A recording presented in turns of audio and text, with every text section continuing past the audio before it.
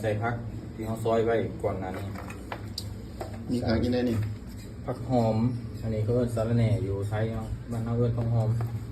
หอมลาบ ของงานเนาะ ที่เหลือก็ใส่ต้มนะผักเลย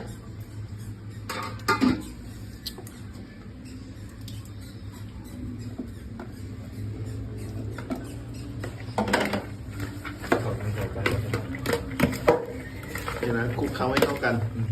มันเอาให้ขลุ่นนะเนาะ บ้านเขาขล้น แต่ถ้า ขล้นคือเห็นไอ้ไว้ ภาษาไทยคลุกเคล้าให้เข้ากัน คลุกเคล้าให้เข้ากัน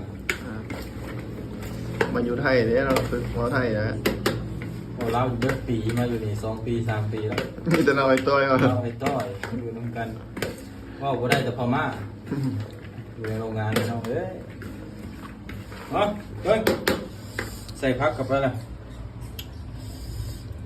เอาของขัดตู้ถูกบาท